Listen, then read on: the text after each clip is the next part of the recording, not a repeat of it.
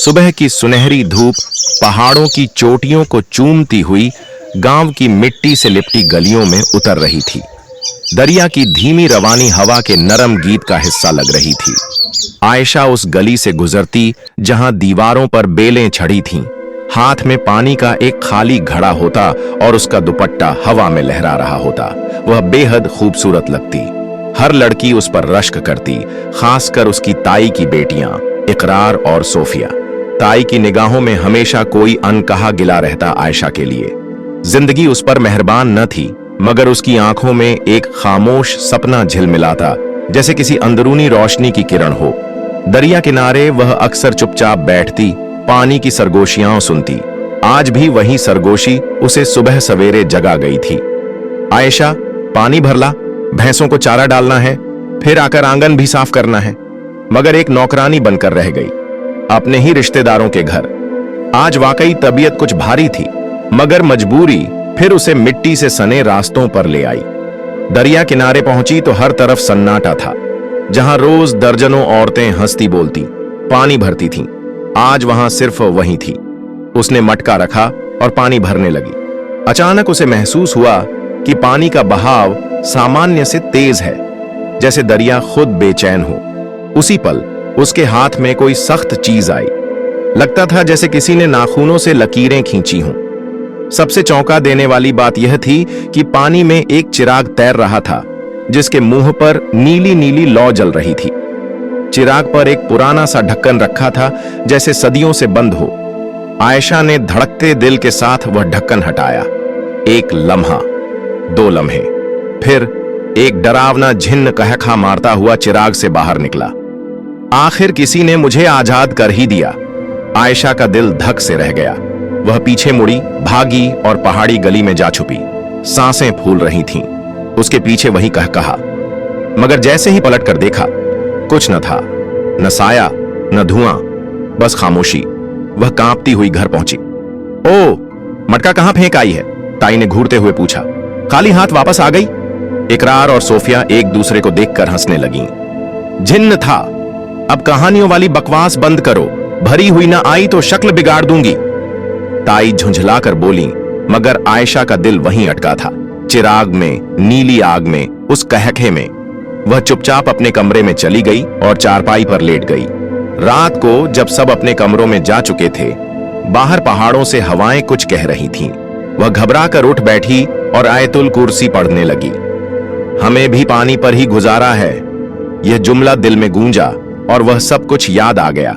चिराग, झिन्न, उसकी हंसी और वह लम्हा। क्या यह सब सच था? क्या वह फिर से आएगा? अगली सुबह वह हमेशा की तरह मटका लिए दरिया की ओर चल पड़ी। गांव की ठंडी खामोश गलियों से गुजरते हुए एक साया जैसे उसके साथ साथ चल रहा था। दरिया पर आज भी कोई औरत नहीं थी। फिर अचानक पीछे से आहट आई। वह पलटी। एक नौजवान खड़ा था। अस्सलामु अलैकुम, मैं रास्ता भटक गया हूं, क्या यहां कोई मस्जिद है? नर्म लहजे में पूछा गया। हां, हमारे घर से थोड़ा आगे एक छोटी सी मस्जिद है, आयशा ने नजरें झुकाते हुए कहा। पहले पानी भर लूं, फिर अगर चाहें तो साथ ले जा सकती हूं। उसे कुछ अजीब सा लगा। उसकी आंखों की रोशनी, चेहरे की खामोश मुस्कुराहट और कुछ ऐसा जो शब्दों में नहीं समाता। मगर उसने ज्यादा नहीं सोचा, पानी भरकर घर की ओर लौट गई। दिल में शुक्र अदा किया, आज जिन्न नहीं था। अगली सुबह फिर वही रास्ता, फिर वही मटका, फिर वही तन्हाई। तभी सामने से वही नौजवान आता दिखा। अस्सलामु अलैकुम, कल आपका शुक्रिया अदा करना भूल गया था और नाम भी नहीं पूछा। आयशा ने आहिस्ता से जवाब दिया, मेरा नाम आयशा है और शुक्रिया की कोई बात नहीं, आप तो मेहमान थे। मगर यह मंजर दूर से कोई और भी देख रहा था। सोफिया की आंखों में जलन भड़क उठी। कौन था वो लड़का? ताई ने गुस्से से इकरार की तरफ देखा। बस वही कह रहा था कि मस्जिद कहां है, बस और कुछ नहीं। ताई ने सर्द नजरों से आयशा को देखा और चुपचाप किचन की तरफ बढ़ गईं। अंधेरी रात, पहाड़ों के साए, सवालों का बोझ, पलकों पर नींद भारी थी, मगर नींद जैसे कोसों दूर थी। लेटे हुए अभी एक पल ही बीता था कि अचानक उसके कान के पास किसी की सरगोशी गूंजी। मैं तुम्हारा बहुत शुक्रगुजार हूं, तुम तो पहली ही नजर में मुझे अच्छी लगी थी। आयशा का दिल जैसे धड़कना भूल गया। वह घबराकर उठ बैठी, पूरा शरीर पसीने से तर था। कौन है? उसने कांपती आवाज में कहा। कमरे में सन्नाटा छाया हुआ था। दीवारें बेजान, हर कोना अजनबी लगने लगा। तभी उसकी नजर दीवार पर पड़ी। मध्यम सी रोशनी में कुछ काले लेकिन चमकदार लफ्ज खुद ब खुद उभर रहे थे। तुम मुझे जानती हो, लेकिन मैं अभी अपने असली रूप में तुम्हारे सामने नहीं आऊंगा। थोड़ा इंतजार करो, क्योंकि मैं तुम्हारे साथ हूं। आयशा की सांसें थम गईं। वह दीवार को घूरती रही और कुछ ही पल बाद वो लफ्ज धुंध में घुलकर गायब हो गए, जैसे कभी थे ही नहीं। वह जल्दी से चादर सिर पर लपेटकर सूरह फलक और सूरह नास पढ़ने लगी। कौन हो तुम और मुझसे क्या चाहते हो? लेकिन उस रात उसे कोई जवाब नहीं मिला, सिर्फ खामोश दीवार और उसके दिल की धड़कन जो कमरे की खामोशी में गूंज रही थी। सुबह का सूरज अभी पहाड़ों की चोटियों से पूरी तरह नहीं निकला था कि आयशा की आंख जोर की आवाज से खुली। वह चौंक कर उठी। सामने ताई की दोनों बेटियां इकरार और सोफिया खड़ी थीं और उनके चेहरे गुस्से से लाल थे। इकरार ने उसके बिस्तर के सामने एक कागज पटका। बता, ये खत किस आशिक का है? रात को तेरे कमरे के दरवाजे के नीचे से मिला है हमें। आयशा हक्का बक्का रह गई, बल्कि कांपने लगी। हाथ थरथरा रहे थे। ताई, ये क्या हो रहा है? ताई कमरे में आ चुकी थीं और उनके चेहरे पर गुस्से की शिद्दत साफ नजर आ रही थी। सोफिया आगे बढ़ी। पढ़ ले, खुद ही बता, क्या तमाशा है ये?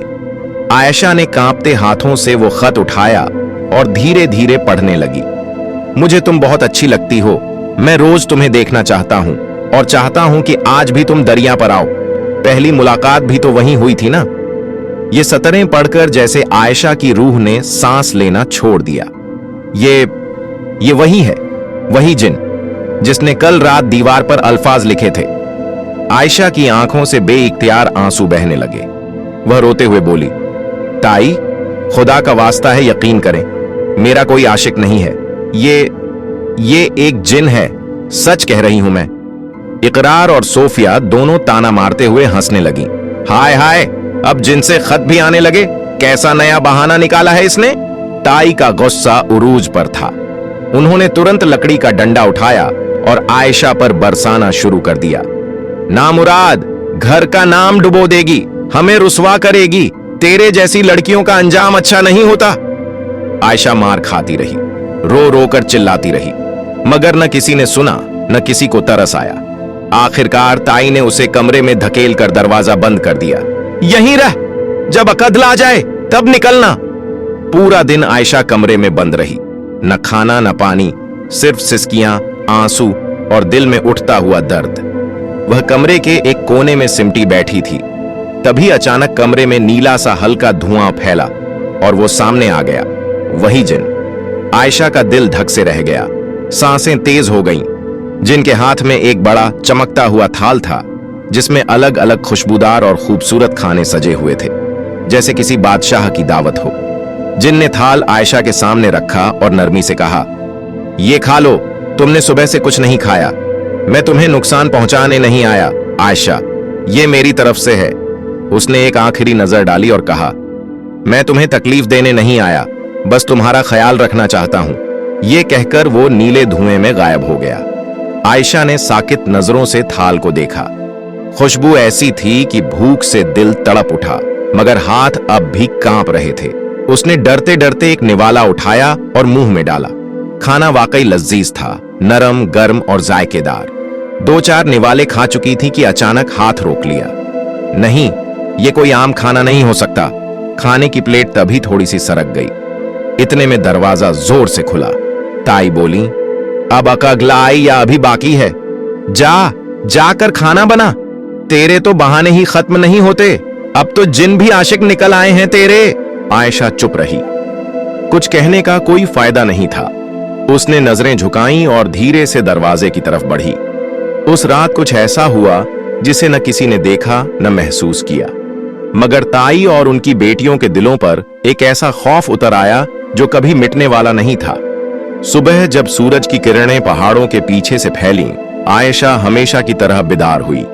जब वो कमरे से बाहर निकली तो सामने एक अजीब मंजर था। ताई और उनकी दोनों बेटियां उसके कदमों में झुकी हुई थीं, आंखों में आंसू, चेहरों पर शर्मिंदगी और लब्बों पर कांपती हुई माफी। ताई ने कांपती आवाज में कहा, हमें माफ कर दे, हमने तेरी बात का यकीन नहीं किया, मगर तू सच्ची थी। वो वाकई जिन था, सोफिया रोते हुए बोली। रात वो हमारे कमरों में आया, उसकी आंखों में आग थी। उसने कहा, अगर हमने तुझे दोबारा सताया तो वो हमें दरिया की गहराइयों में ले जाकर अपनी दुनिया में कैद कर लेगा। इकरार का बदन कांप रहा था। उसने हमारे बिस्तर के चारों तरफ चक्कर लगाए, दीवारों पर कुछ लिखा और फिर गायब हो गया। आयशा कुछ पल हैरानी से उन्हें देखती रही, फिर धीरे से बोली, ताई, आप माफी मत मांगिए, आप मुझसे बड़ी हैं, आपको सच्चाई का यकीन आ गया, मेरे लिए वही काफी है। उसी लम्हे कमरे की फजा में फिर नीला धुआं फैला और जिन सामने आ गया। ताई और उनकी बेटियां सिहर गईं, मगर जिन ने जोर से ठहाका लगाया, अब तो अकल ठिकाने आ गई होगी, है ना? फिर वो धीरे से आयशा की तरफ बढ़ा और उसके हाथ में एक छोटा पुराना लकड़ी का बक्सा थमाया, चमकदार लकड़ी जिस पर सुनहरे नक्श बने थे। जिन ने नरमी से कहा, आयशा, तुमने मुझे आजाद किया है, तुम्हें अंदाजा नहीं कि तुमने मेरे लिए कितना बड़ा एहसान किया है। मैं 60 साल से कैद था, एक जालिम जिन ने मुझे कैद करके समंदर में फेंक दिया था, और फिर तुम आई, तुमने मुझे छुड़ाया। मैं तुमसे दुश्मनी करने नहीं आया था, मैं तुम्हारा शुक्रगुजार हूं और ये तोहफा मेरी तरफ से है।